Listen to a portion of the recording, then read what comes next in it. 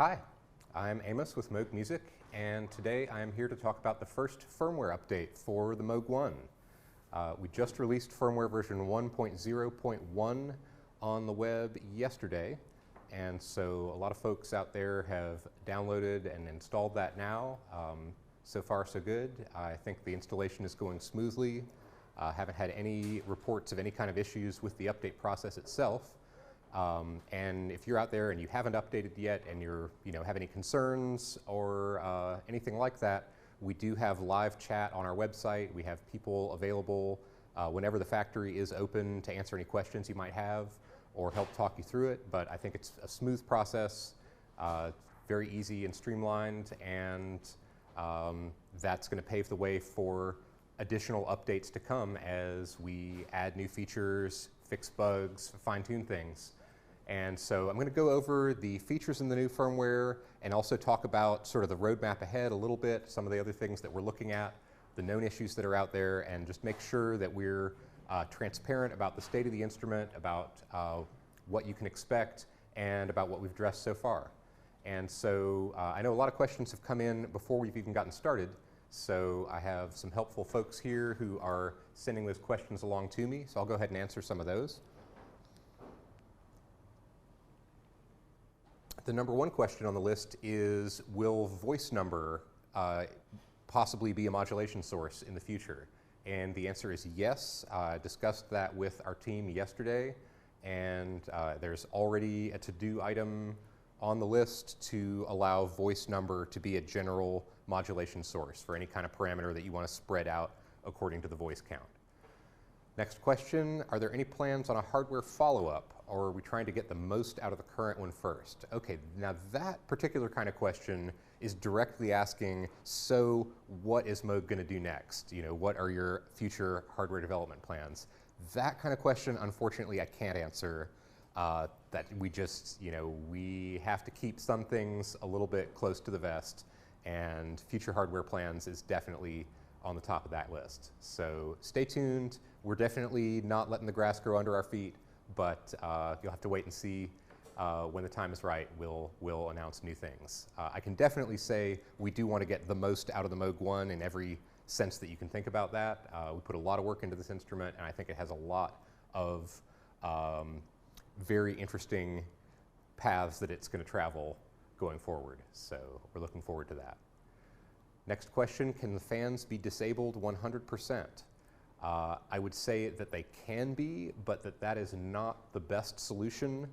The fans are there to move warm air out of the instrument, and we have a lot of flexibility in terms of how we can do that, how fast we can do that, how loud we can do that. And right now we've got a number of experiments underway where we're looking at time and temperature and sound levels, and we're really mapping out the whole cooling fan situation. Ideally, I think we want a place where they are moving sort of at a gentle, sub-audible whisper, just gently coaxing air out of the unit so that they never have to spin up to a high speed. But not having them running at all is not going to be much quieter than that. And at any rate, I'll get more into we'll talk more about cooling fans as we get farther along with that process, which will be basically this week. We're hard at work on that right now. And so I will give you more details about that as our experiments yield some results. Moving along down the list of questions, is filter slope available as a mod destination? Right now, parameters which are attached to multi-position switches, none of those are currently mod destinations. Many of them could be, and we're looking at that. I would say that filter slope is an obvious one, and that's one where I can't give a positive answer like, yes, it's currently underway. It is on the to-do list, and so I would expect additional modulation sources. Basically, if you can change it in a preset, then there is a greater than zero possibility it could be a mod destination. But as far as specific destinations, the work involved to hook them in and so on, those we'll announce those as we roll them out or as they are, a sure thing in the queue. And any plans to address the noise floor issue? I'm so glad you asked. That is definitely going to be one of the topics of today's conversation. And the answer is yes. We have multiple endeavors underway right now to look at the noise floor issue, and there are a number of things we can do to dynamically control that, moderate it, sort of optimize the gain staging of the instrument, and make sure that that the noise level relative to the signal in whatever playing configuration you currently have the instrument is as low as possible. Right now, essentially, we're doing none of that. In version 1.0.0, all of the voices output VCAs, their main stereo mix VCAs that mix them into the stereo bus, they're on all the time. Each of them has a very low noise floor, but they're summed. And they're summed at a constant level where the signal level of the sound that you're creating is not constant. It can be less depending on the setting, the VCA level setting, the mixer level settings, and so it's possible to create sounds where the signal level from the oscillators is relatively quiet and the noise floor is unmitigated and at a constant level. And so it's possible to get into situations where you definitely have more noise than you want to hear. It's also very possible to get into situations where the signal is hotter than you can record, hotter than line level, the noise floor is way down. As people have discovered as they've been getting these things in their studios and playing with them, there's just a huge amount of gain available and a lot of control over the gain staging at various points in the signal level. And it's really a matter of on the one hand, finding the sweet spots, and on the other hand, work that we can do behind the scenes to be intelligent about how we're managing VCA levels.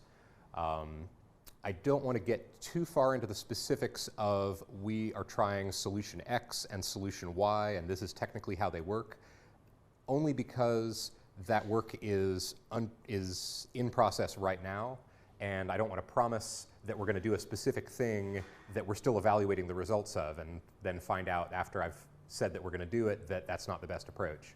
So the best thing I can say right now is, we've looked at the hardware and we've looked at what we can do to dynamically control that hardware, and it's looking very promising. I'm confident that we're going to be able to deliver a much more user-friendly, just generally good signal-to-noise solution, and I look forward to sharing more technical details when that work is actually completed and I can say this is what we did and it worked, rather than the exploratory process that we're in right now. Now, I say it's exploratory, but we're also very hard at work every day on this with the goal of delivering a solution as soon as possible. So we just released version 1.0.1 on Monday, and I would expect, this is not an ironclad promise because work is underway that has yet to be completed, but my anticipation is that we'll have a 1.0.2 as soon as possible, probably next week. And of course, we will stay in communication and be open about when that's going to happen, so that people that are making their own plans can know how quickly we're going to deliver that solution. But it'll be as quickly as we can, and the early experiments are looking very promising. A lot of different pieces of work coming together on that. So let me dive in a little bit to the changes that are in this firmware version, and then I can go over the known issues and talk about some of the work that, the additional work that we're doing that I haven't mentioned yet that'll be in the next firmware update. So got my cheat sheet right here. So the number one thing that we did was we added a bit to the MIDI implementation. MIDI implementation on the One is going to be very deep and extensive, and it's taking time to build all of that out. So, full MIDI CC and NRPN control of all the parameters, we're starting work on that now, and it'll be, probably another couple of updates before we see that. But right now, the Moog One will send and receive MIDI notes with velocity, aftertouch, pitch and mod wheel, and CCs from the X and Y and pressure inputs on the pad. And all of those CCs are sent out when you use the controls on the One, and they're all listened to. So if you record that MIDI, you can play it back to the One, and it'll play back as it was originally generated. And that all of those MIDI messages respect MIDI channels, which was something they were not doing in 1.0.0. So if you set up 3 synths on MIDI channels 1, 2, and 3, you'll get your MIDI notes and you'll get your control changes sent out and received on channels 1, 2, and 3, correctly channelized per synth. Or of course you can have everything on one MIDI channel, send all the messages, receive all the messages on one MIDI channel, and that works as well. Let's see, the external microphone input. Some folks that have initially played with the vocoder or played with the microphone input have noticed that the gain of that was not quite what it should have been. It was either too quiet or slammed. And so we've internally increased the signal level of that mic preamp so that you get a much better and more usable range. The analog trimmer on the back has a much wider sweet spot, and that makes all kinds of external input and the vocoder much easier to use. And this next question, how much additional gain was added to the microphone input? I believe it was 10 or 12 dB. I don't remember the exact figure off the top of my head, but that would be in the ballpark. And so you still have full control with the trimmer on the back, but there wasn't enough gain behind that trimmer, and now there is. The signal level is much more what we spec'd it out to be, what we anticipated it would be when we designed the hardware. We've made a number of improvements to voice assigning, and some of those relate to unison mode. There was a bug, which I cannot demonstrate because this unit has been updated, where if you were in polyphonic unison mode and you played more keys on the keyboard than you had hardware voices, you could get a situation where notes would re-trigger on note off. You'd let go of one of the extra notes and some voices would fire their envelopes. And that has been fixed. So you can now play in unison. Let's see. That's not unison. That is. And you can release notes and they don't re-trigger, they do the right thing. You could also get some re-triggering while you were adjusting the detune knob.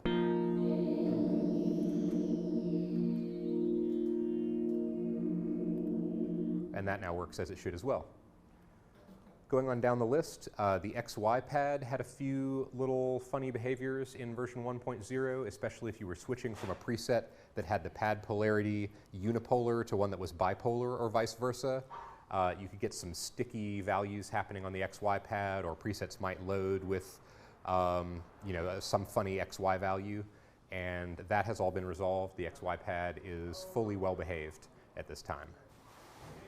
Continuing down the list, a very small fix for the random mode in the arpeggiator. It used to be the case that you could get two of the same pitch playing in a row if you were in non-repeating random mode. And the whole point of non-repeating random is that it shouldn't play the same pitch 2 notes in a row, so that has been fixed. We did a few little bits of curation to the factory presets. It was the case that some of the timbres were not named. There were a few other little just little pieces of clerical work. So we've made some minor tweaks to the factory presets. When you load this firmware update, by the way, I should mention it doesn't affect any presets on your system. Any presets that you've saved stay the same. The factory presets that were in the user spaces that already existed on your synth remain the same. But if you would like to check out the tweaks to the factory presets, you can always get the latest version of them by updating the firmware and then creating a new user space. And when you create a new user space, that's on the settings menu, go to library, go to edit user space, and you can create a new user space there. And you have options to create factory or create empty. If you want an empty user space with no presets, create empty. If you want the latest factory presets, you'll get them by creating a new user space and pressing create factory.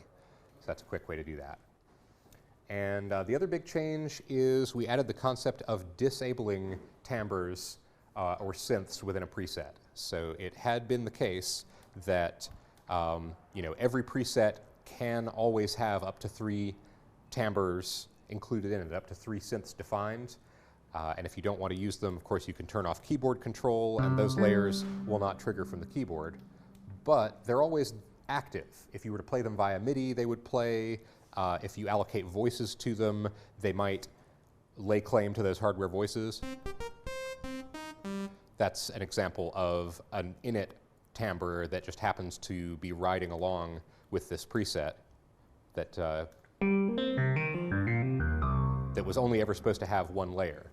And so one of the other bugs that we fixed was it could be the case that if all your hardware voices were playing a particular timbre and you had another synth defined that was supposed to use some voices and you tried to play those voices, it would actually switch which timbre was set up on a given hardware voice on the fly, which is mostly fine and a really cool thing to do in the abstract, but there was some hardware switching artifacts. Basically, you could get a little glitch at the start of the note if it had just switched timbres on the fly. So in order to avoid that, we went with a little bit less dynamic voice allocation system where you define how many voices you want each synth to use, and under most circumstances, it's going to strongly prefer those voices and not try to swap timbres on the fly. Long story short, in order not to have voices that were hardware voices that were being hogged by timbres you aren't using, it makes sense to be able to simply disable them. This is a single preset, so synths 2 and 3 can be disabled.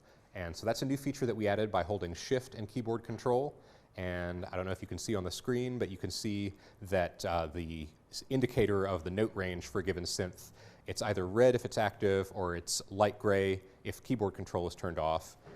You can use panel focus to select a synth you want to disable. Shift and keyboard control will turn it off. It turns a dark gray. So I'll do that here. And so what that means is that this preset is only going to use voices on synth 1. Synths 2 and 3 are completely inactive. They're going to ignore MIDI. They're going to ignore the keyboard. And they're not going to hog any hardware voices.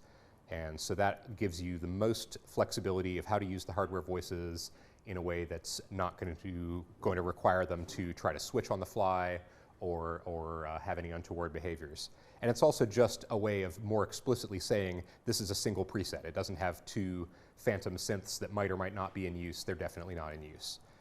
And all of the factory presets now load automatically with their unused timbres disabled if they have any unused timbres. So that has helped us with our voice allocation. That's helped with some of the issues that people were having playing multi-layered presets. You could get little slight glitches on the attacks of certain notes, and that is pretty much resolved at this point.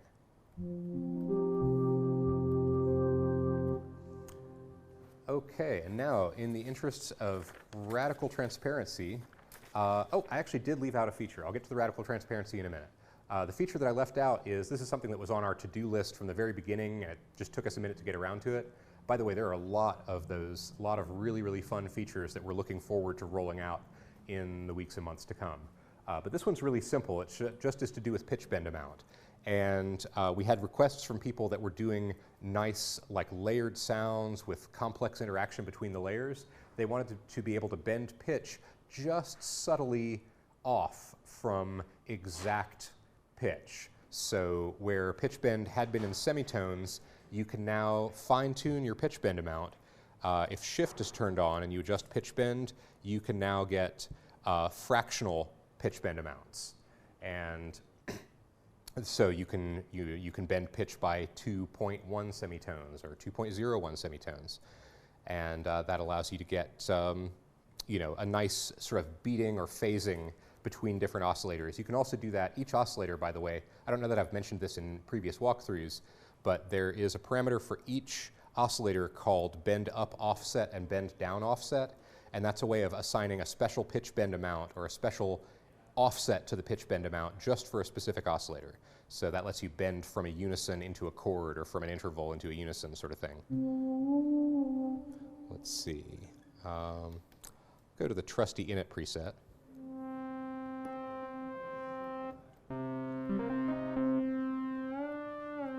All right, so that's two oscillators bending in unison with each other. If I go to oscillator 2 and I go to pitch bend offset and I say I want to bend up by a couple more steps, then I would get something like this.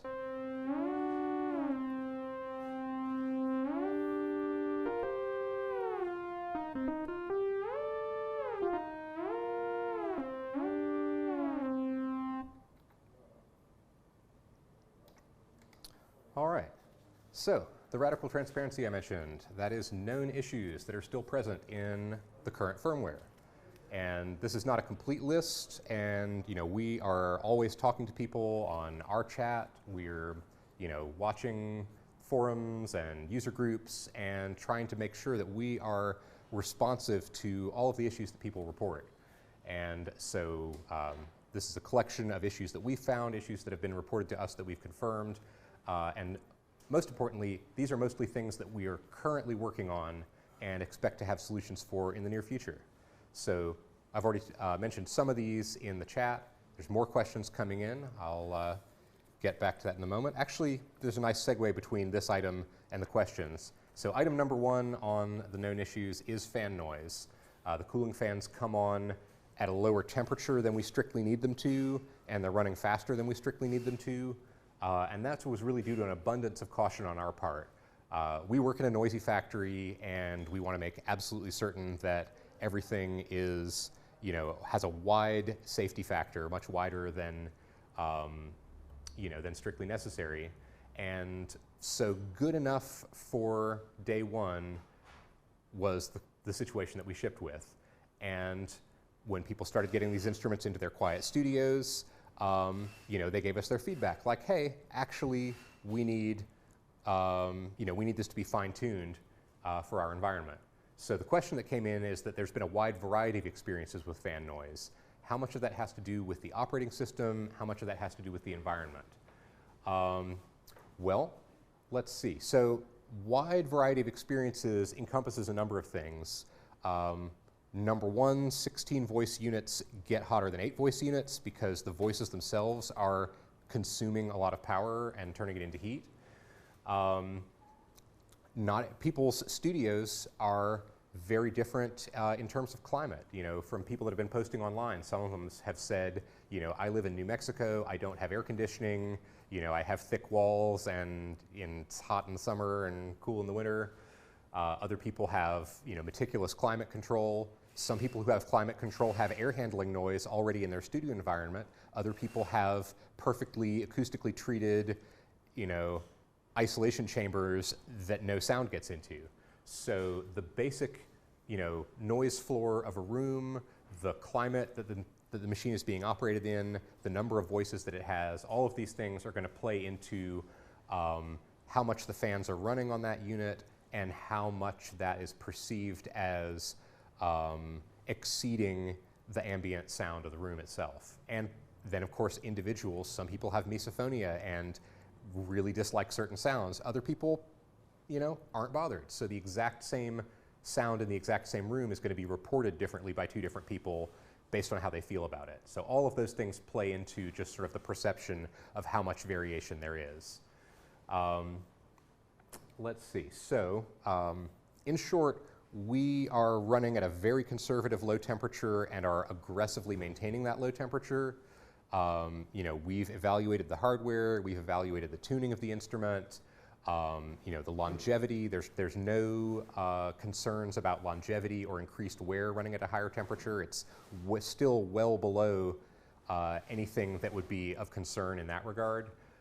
It's really just, we were playing it super, super safe with low temperatures and are now, taking on board the feedback that we've gotten and looking at the range of temperatures that we can operate at, how quietly we can run the fans to maintain that higher temperature. And as soon as we get all that dialed in over the course of this week, I think we'll have a really satisfactory solution for the vast majority of people who are concerned about this. And a lot of people are writing saying, hey, I don't know what the big deal is, I think it's fine. So they may be in cooler rooms, they may just be more chill, but whatever it is, I think we're going to end up in a place where everybody's pretty happy.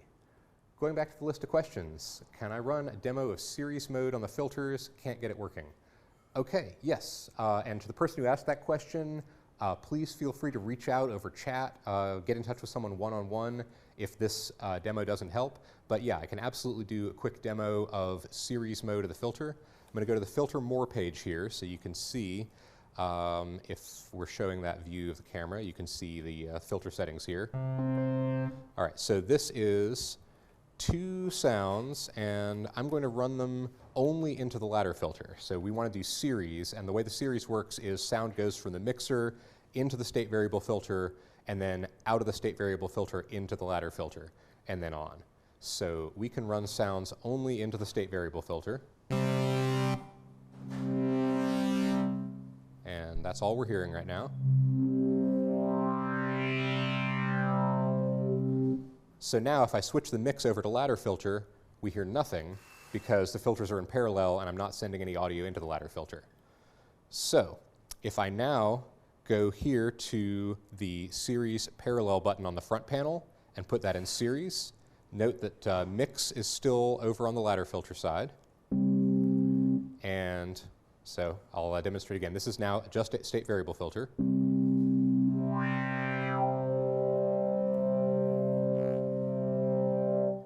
And now you can hear that that sound is also going through the ladder filter. If I turn up the resonance there,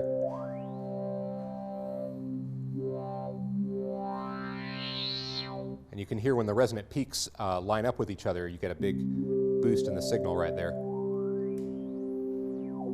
And again, if the ladder filter is closed down, you don't hear very much from the SVF because the output of the SVF is being filtered by the ladder.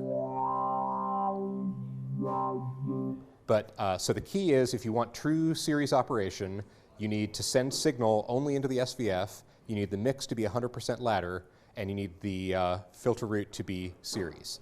That's basically it. Everything after that is just seasoning, like LFOs, and maybe even different LFOs running to the two different filters.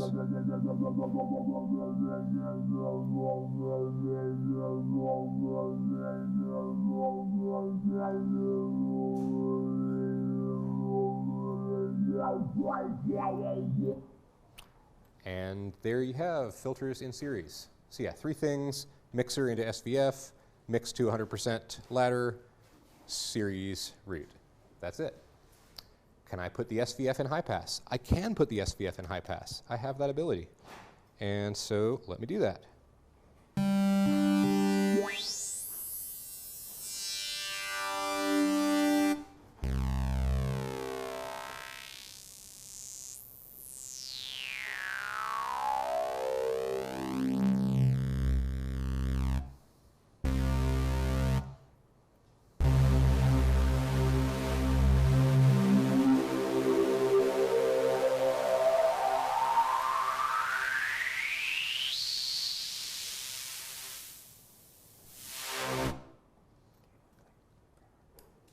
And there you have it. Now that was parallel. Let me put the two SVFs in series so you get a steeper cutoff, and that'll sound like this.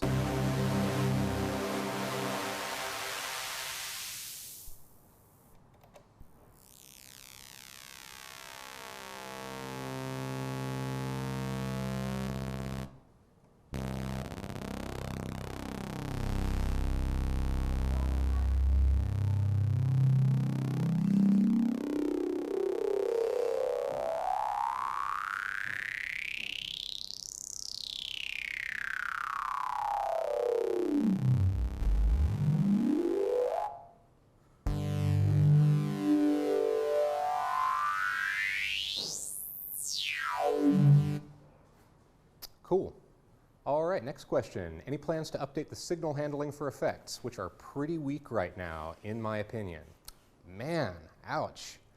Okay. Yeah, I guess so then. Guess we better update that. I would say if you have specific requests for how you want signals to be handled, get in touch. We're super responsive. That's the kind of feedback that I love, because it means someone has a strong opinion about how they want something to be, and we can help try to make that happen. So absolutely, you know, your constructive criticism helps make this a better instrument, and I love to hear it. So yeah, there's actually, you know, we've got a couple people working on effects right now, and we're going to add new effects. We're going to fine tune them. We're going to work on, as you say, the signal handling, and you know, where there's room for improvement, the platform allows for us to make those improvements, and we're all about it. Next question: is it possible to have different portamento times per oscillator or voice? You can absolutely modulate the glide rate. That is a destination, I'm virtually certain. Let me double check here. It's not a quick assign, but let's see here. All right. Looks like that is not yet an option, but it totally should be. So as of now, you can certainly set different glide rates per synth, and so you can have a layered sound where different layers are gliding at different rates. Glide rate and glide on-off per oscillator are not directly a part of the UI right now. That is certainly doable, and although it's a bigger change to sort of add architectural tweaks like that, it would be a very small change to make glide rate a mod destination so that different voice numbers, different note numbers, different velocities, different per voice factors could modulate the glide time independently per voice. So I would say glide rate as a mod destination is almost a sure thing, and some more architectural options for having different glide per voice or per oscillator, things like that. Strongly look into that. I have experimented with independent glide rates per oscillator on a previous instrument. Most of the time it sounded weird unless one of them was completely off and the other one was on. That was okay. But having that flexibility to design your own weird sounds or expressive sounds or multi-purpose, multi-layered sounds is what we're here for. So definitely that's something I will look at, and I appreciate you asking. Effects configuration. Vocoder is unusable. I disagree. The vocoder is not unusable, although that depends on what you're trying to use it for. Maybe you've got higher standards or a different definition than I do. Moving on, there is effects wash. Okay, if by effects wash you're talking about there's some funny sounds that can happen when you're playing a sound and you change presets and you get some kind of like hangover of the sound through the effects engine in the next preset, that is something we're working on right now. I actually just tested out some fixes to that right before I came over here, and it's a lot better. Right now, in this tweaked version, you can play a big chord through a bunch of effects, change presets. The next preset doesn't have any kind of a hangover from the previous effects or the previous sound that you were playing. So that improvement is underway. Future updates on the One being available for early adopters. Any One owner gets every update that we can push via firmware, and that is going to continue. We fully support all of our customers. There are not, there are no hardware changes on the horizon. There's not going to be a hot rodded limited edition One next month or anything like that. So if you buy a One, if you're thinking about buying a One, we spent a long time working on the physical artifact, and we're pretty happy with that. And as far as soft updates, we will keep them coming, and you can look forward to one-on-one support if you need it, a responsive team of people that genuinely care about your user experience and your input to making this the best instrument it can be. And so we're going to keep putting those updates out for all of our customers, all of our users, as we keep making things better. Another question coming in. Meanwhile, I'll just go through a few more of the known issues. Syncing to external MIDI clock. Right now, it basically works if you have a really good MIDI clock and your timing is good with getting everything started. That's not, I am not pretending that external MIDI clock sync is in a place where we would like it to be. That's something that is under active development. You can just look at an instrument like the Sub 37 that does a beautiful job synchronizing to your DAW. You can start on bar 3, beat 3, and hit play, and your Sub 37 sequence will start on bar 3, beat 3. Everything will be locked in place. And we will get there with this instrument as well. It's a more complicated instrument with 3 sequencers, 3 arpeggiators, 4 MIDI synced LFOs, MIDI syncable envelopes, MIDI syncable effects. It's a big project. It's underway, and I'll be very happy to demonstrate that and let you know when that hits a future update. That'll be coming a few updates down the road. A couple little things that we're not working in 1.0.1 that are already, the fixes are already queued up for the next firmware update, is oscillator node-on reset. That's the feature that resets the phase of the oscillator to the start of each note, so you get really consistent node-ons. That has been fixed and will be in the next update. And let's see, yes, Legato glide, the glide that only happens when you play overlapping notes and doesn't happen when you play disconnected notes. That has also been fixed. It's not in 1.0.1. You'll find Legato glide works inconsistently there, but it will be fixed in 1.0.2. And another question. Will you be able to allocate synth 2 and 3 effects to synth 1 or vice versa in the future, have 3 effects stacked on one synth layer? I'm going to say no. We are not planning on doing that right now. You have 1 insert effect per synth, which can be in series with, you actually can have 3 effects stacked on one synth layer. If you put the master effects in dual mono mode, you can have 2 master effects. And there's a parameter here. I'm going to the master effect type. You got master bus mode, stereo, or mono. If you're in dual mono, you have an effect 1 to 2 series control. You have continuous crossfading between those 2 master effects being in parallel or being in series. So if you have dual mono, if you set that to 100% series and you have a synth effect, then you can have a synth effect going into master effect 1, going into master effect 2. So you can stack 3 effects in series right now without making any changes. For the moment, we're not going to allow the synth 2 and 3 synth effects to somehow attach themselves to synth 1, just because we're easily confused and that gets complicated, and the UI for how that would work is an unsolved problem. If you have a brilliant architectural solution for how to do that without confusing folks, let me know. I would be interested in considering it.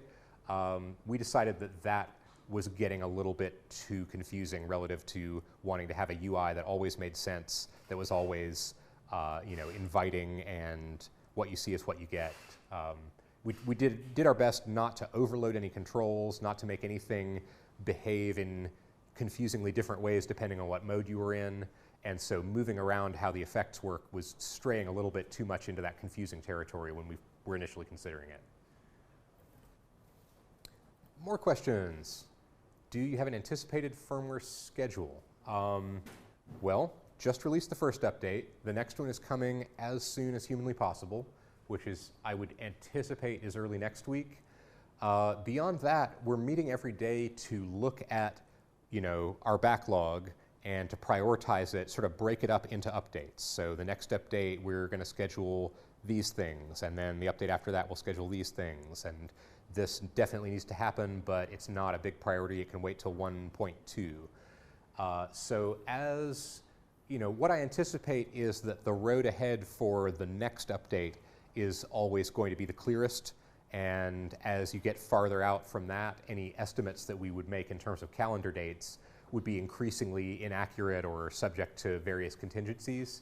So I think what we'll try to do is we'll try to make sure that folks always know what we're working on presently, if we can share it. If it's a bug fix or if it's a known issue, certainly we'll let you know this is currently in development. For new features, we might spring a few surprises. Might not announce those beforehand.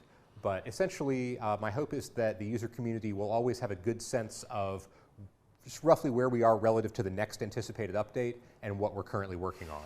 And then beyond that, of course, we have to have some leeway to be flexible. Things don't always take the exact amount of development time that you think they will, and so on. So we don't want to overpromise and underdeliver, but we'll try to keep a relatively clear roadmap for the near future as we go forward.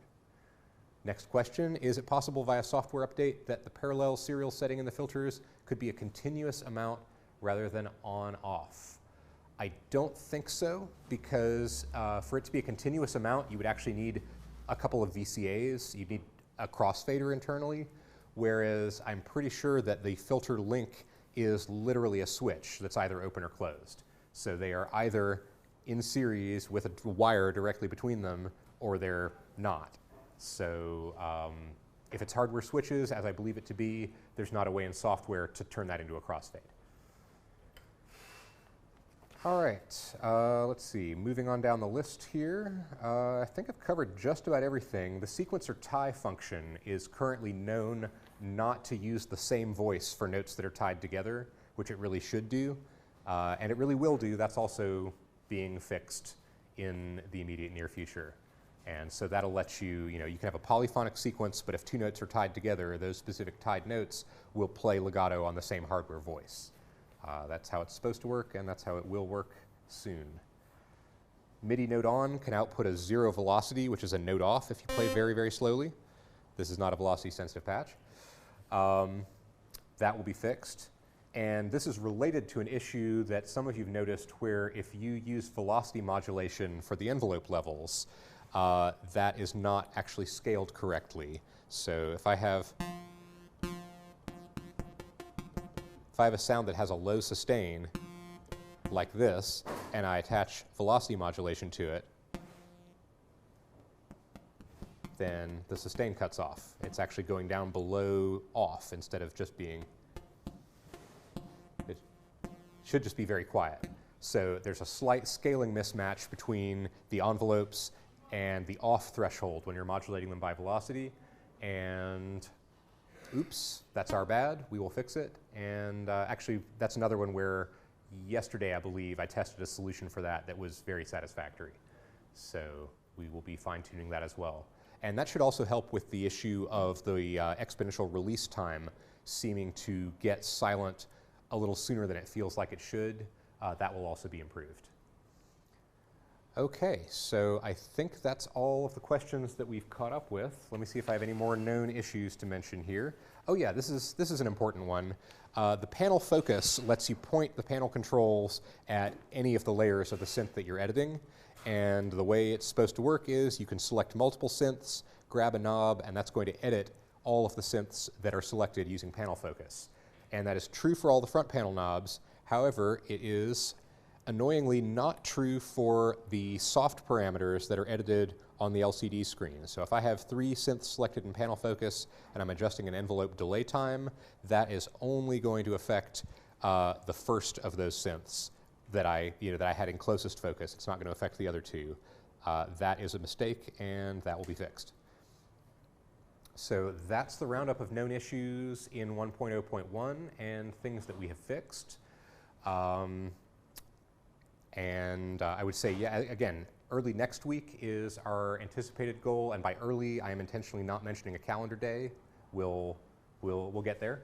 But yeah, as soon as we can, we'll roll out the next round of fixes that are already in progress, which again will include updates for the fan control, updates for the noise floor. Those are the 2 banner issues that we want to make sure people are out there happier with. And anything else that's done when those 2 things are done will make it into this next update.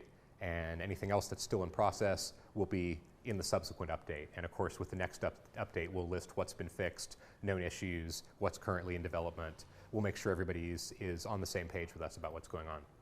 So if there are any more questions, or if anybody wants me to make any goofy noises on this thing, send in your requests, and I'll be happy to accommodate. Got another question coming in right now. Is there any difference in basic sound between the 8 and 16 voice? Well, if you ask one person on the internet, the 8 voice sounds better. But I am here to tell you that that person is misinformed.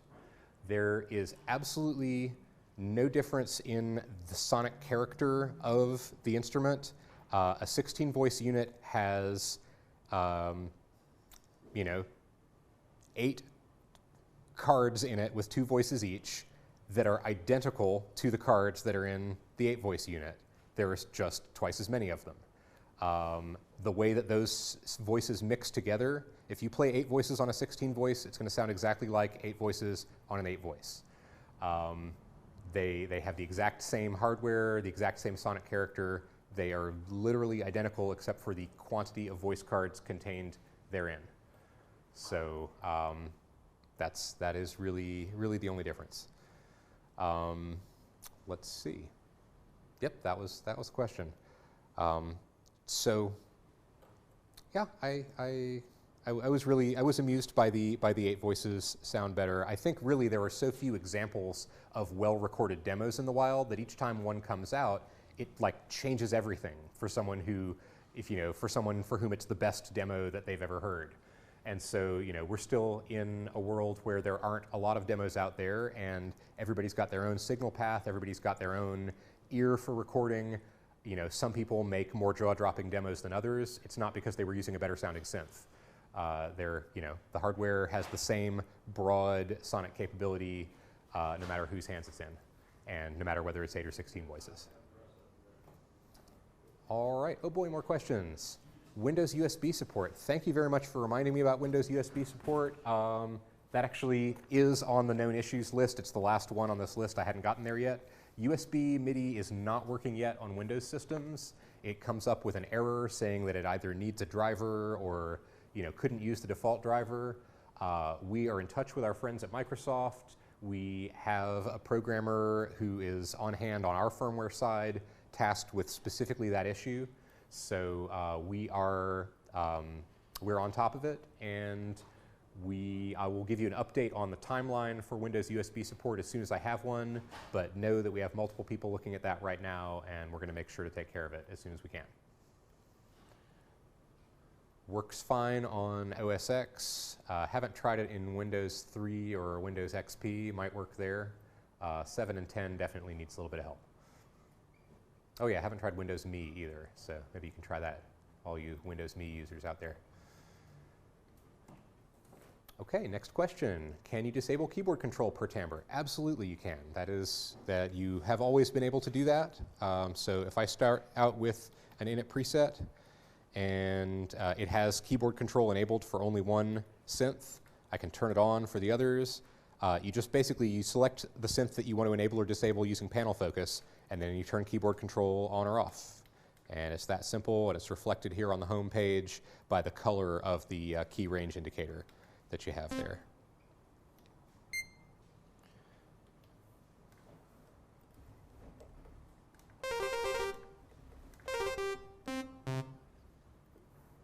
All right. And my associates are writing down questions furiously, pens squeaking across whiteboards. So.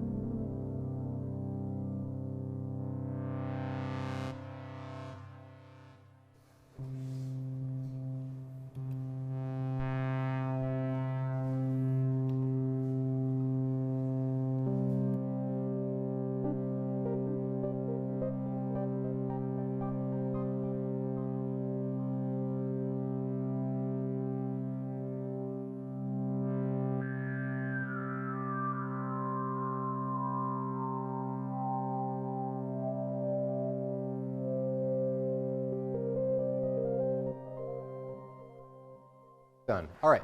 Is the keyboard always addressing active synths, or is it possible to use sequencer or MIDI to control a particular active synth, but have the keyboard address a different one? Yes, you can completely do that. I will demonstrate. So I've got this nice little sound that I dialed up. That's on synth 1. If I turn off keyboard control, note that you hear nothing. So if I now go over to synth 2, I'm going to temporarily turn on keyboard control for synth 2. It's not doing anything quite as interesting. But if I create a sequence here on synth 2,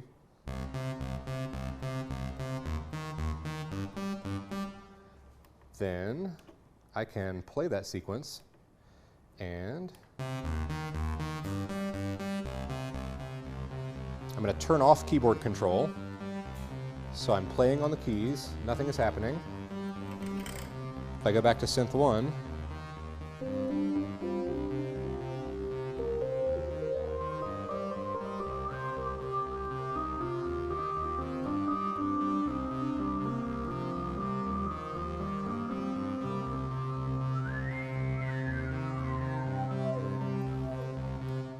so yeah, you can absolutely have the sequencer driving a layer, you can have MIDI driving a layer, and the keyboard can be completely independently playing a different layer than those other ones.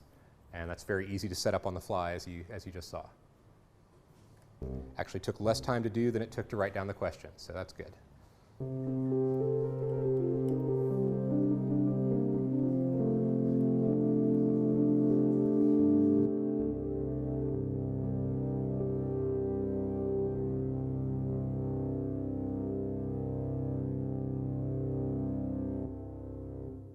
A way to route a single synth straight to the main outs, bypassing the master effects chain while still allowing the other two synths to use the master out. Straight to the main outs while still allowing the other synths to use the master out. I'm not sure if master out and main outs are the same thing here. Every synth, each layer has its own independent send levels to the master effects. So I'll answer two questions that I think that might have been. One of them is, can you have a synth come out the main outs that is dry, that's mixed with other synths that are coming out the main outs that have master effects? And the answer is yes, because you've got an independent send level for each of those layers. The other question, if this was perhaps what was being asked, is can you send a synth directly out some of the other outputs, like the sub outputs or the inserts or something? And the answer is yes to all of that too. If you go to the output matrix, you can choose which synths are sent to the main outs, which synths are sent to the sub outs, which ones are sent to the inserts. So you could have, a dry, unprocessed synth going to the sub outs that does not appear in the main output mix. The synths in the main output mix could have master effects. One of them could have master effects. One of them could not have master effects. You do have independent control of which synths go to which outputs and which synths get sent to the master effects. And that's entirely independent per layer.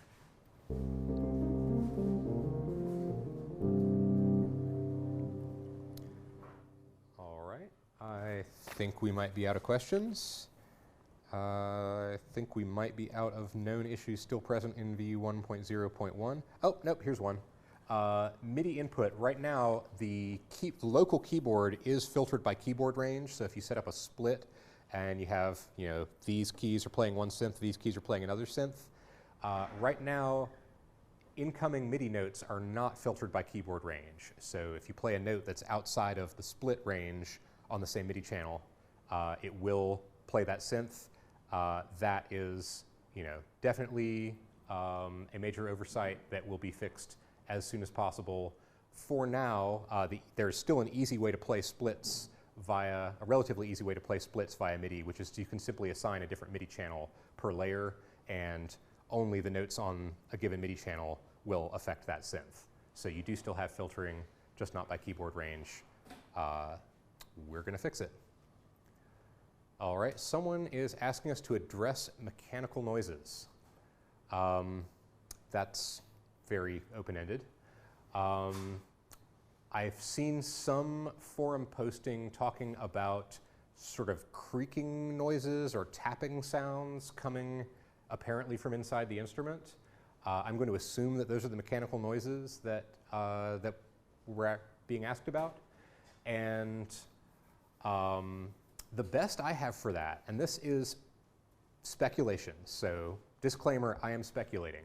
I speculate that because this instrument goes from room temperature up to 50 some degrees centigrade, and it has stacks of between 4 and 8 voice cards that are sandwiched together and screwed in place, that there is probably some thermal expansion and contraction that is happening inside this instrument when it goes from room temperature to fully warmed up, or when it goes from fully warmed up to cooling back down. So I'm going to guess that if there are faint, mysterious noises coming from inside the instrument, probably they have to do with heating or cooling. If you are a person who is listening for these sounds or has already heard these sounds, maybe think about whether the instrument had been switched on or off proximate to you hearing those sounds. I'm pretty sure there are no creatures or sprites or beasts inside that are running around making noise. So thermal expansion is my best guess as to what that would be.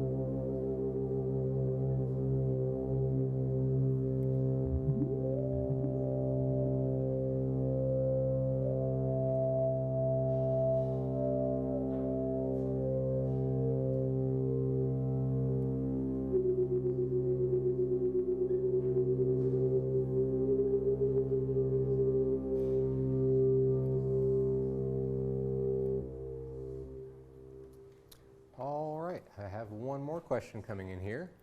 Is it technically possible, you ask, to add a feature allowing hardware insert return signal to be pre-filter or post-filter? I'm going to say that is not possible because that insert is copper wires on a printed circuit board that embody a particular circuit where that return is in the master mix of all the voices. In order to be pre-filter, the return would need to be going back into each of the voices. Now it happens that there is an input that is pre-filter and goes to each of the voices, and it's the external audio input.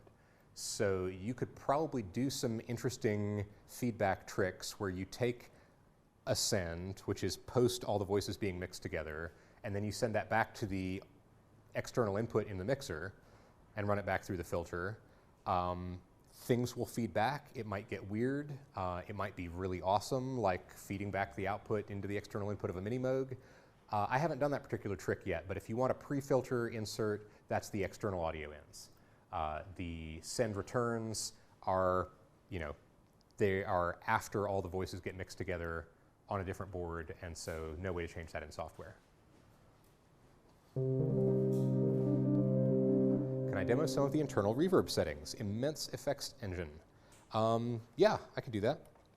So I'm going to go to the master effects, and this is an Eventide hall that we're kind of going through right now, and there's just, let's see. So there is a modest hall, and if I turn up all the parameters,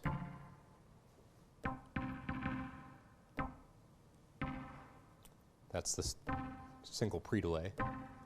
Let's see.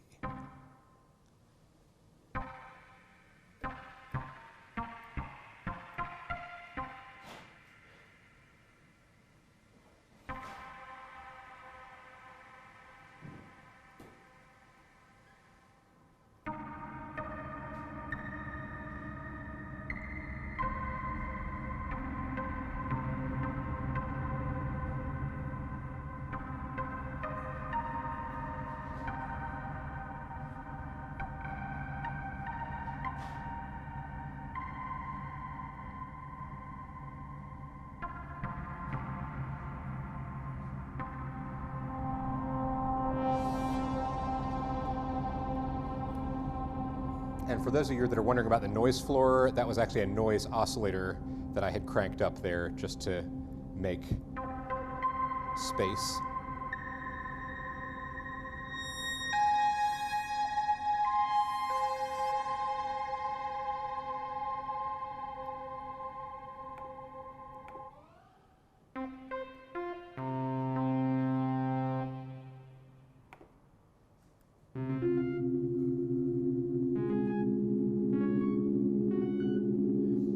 You can also have 100% wet master effects by turning down the VCA level. So now all we're hearing is, wow,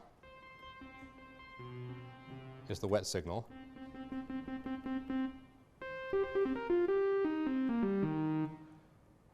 All right, so that's a bunch of halls.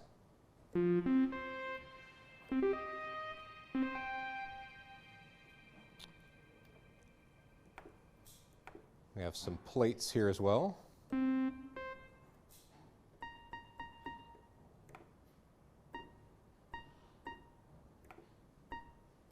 Let's just go back here.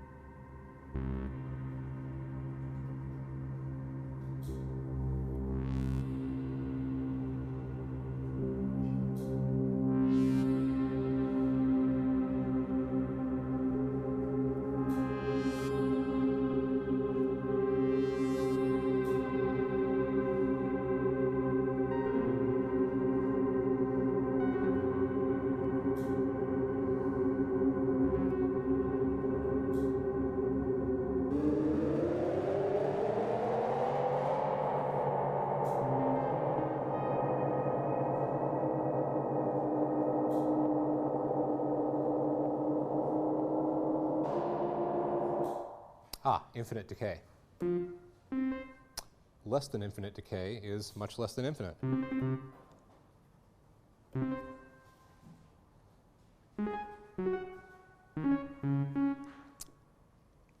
Yeah, the Eventide effects have a very, very, very wide parameter range, including up to infinite, which does some very interesting things.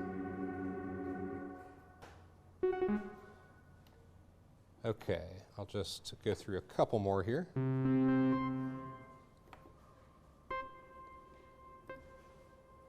Okay. Ah, Vox Humana. That would be the famous Gary Newman Polymoog sound. And I do not know for certain that anybody has dialed in the famous Gary Newman Polymoog sound on this instrument. I certainly haven't had time to, as fun as that would be. I've tried to make some creditable examples of it on some other synths. Not this one yet. So that's shimmer. Let me turn it up right quickly. And let's see.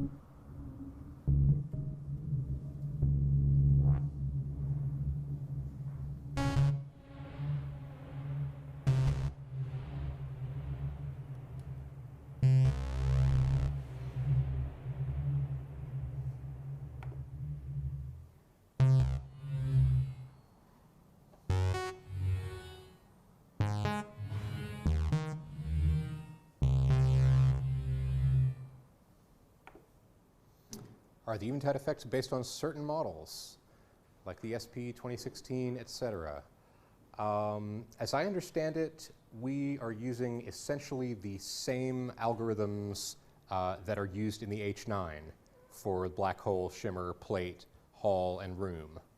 And those were, licensed directly from Eventide. They gave us a black box containing their algorithm. We don't have access to get in there and look at the code and tweak it exactly. We worked with them, if we needed an optimization. Basically, the only things that were changed versus their H9 algorithms were just compiling it for this platform, essentially.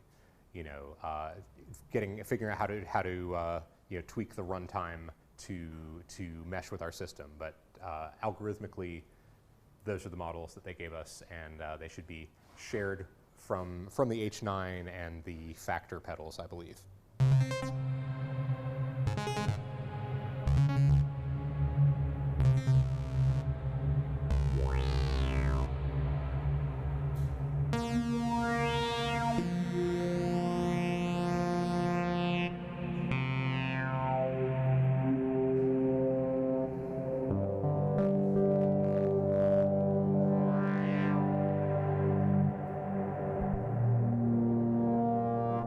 Can effects parameters be controlled by mod wheel or expression pedal via CV inputs?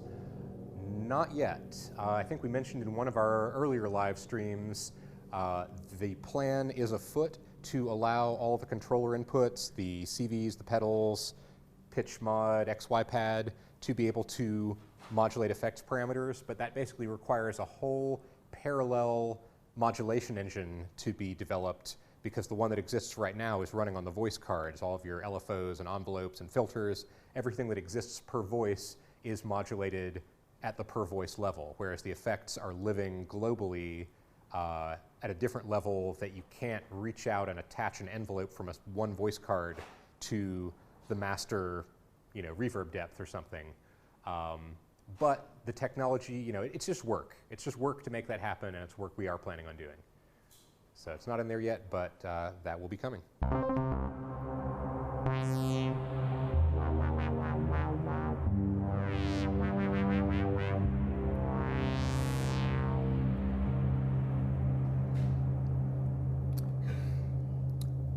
So I think that might be all the questions we have. I literally don't know how long we're going, so we can keep going. I could wrap it up soon. It's whatever y'all want to do.